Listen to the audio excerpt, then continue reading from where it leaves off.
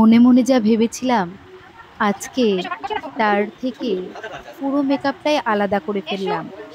আজকে ভেবেছিলাম হেয়ার স্টাইলটা একটু অন্যরকম করব, কিন্তু কাজ করতে করতে শেষমেশ দেখা গেল এমন একটা লুক দাঁড়ালো যে কি বলবো, এত সফট হয়ে গেল। ক্লায়েন্ট কিছুই বলেনি। আজকে ক্লায়েন্টের দাবি ছিল আমি যেমনটা মনে করব যে সঠিক হবে, ঠিক তেমনটাই যেন আজকের মেকআপটা হয়। তো সেই অনুযায়ী আজকে আমরা মেকআপটা কমপ্লিট করব বলে আশা করেছিলাম।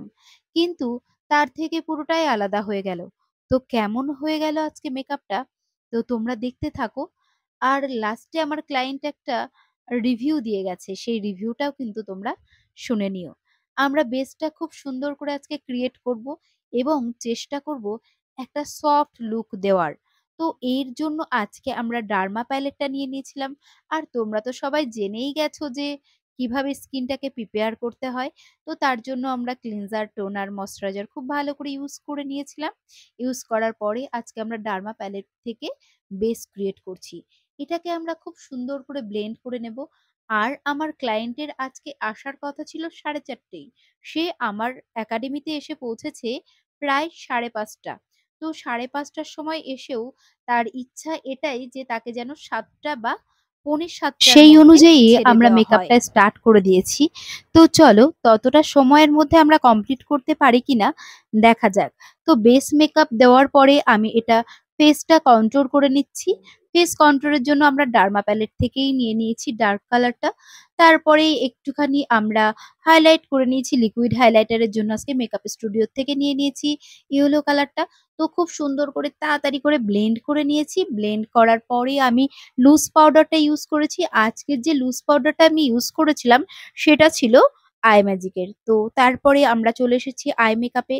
আজকে আমার ক্লায়েন্টের এটাও দাবি ছিল আই মেকআপটা যেন খুব ন্যাচারাল হয়। তো শাড়ির কালার অনুযায়ী আমি একটা ন্যাচারাল আই মেকআপ করেছি। তো ন্যাচারাল আই মেকআপটা ক্রিয়েটিং এর জন্য আজকে আমি যে প্যালেট গুলো ইউজ করেছি আইশ্যাডো প্যালেট, সেটা হচ্ছে হুডা বিউটির আইশ্যাডো প্যালেট ছিল। আর ডিলান্সির থেকে আমি 2-1টা কালার ইউজ করেছি। তো এভাবে আমি আই মেকআপটা কমপ্লিট করেছি। মাস্কারা ইউজ করছি। মাস্কারা ইউজের সময় তোমরা চাইলে কোনো ব্রাশের পেছনটা দিয়ে খুব সুন্দর করে ল্যাশেস গুলো ধরে নিয়ে চেপে তারপরে কিন্তু মাস্কারা ইউজ করতে পারো। যারা একদমই আইল্যাশ ইউজ করতে চায় না তারা কিন্তু এভাবে মাস্কারা লাগালে আইল্যাশটা অনেক বেশি বা অনেক হেভি লাগে। এরপরে আমি মেকআপ সেটিং স্প্রেটা ইউজ করে নিয়েছি।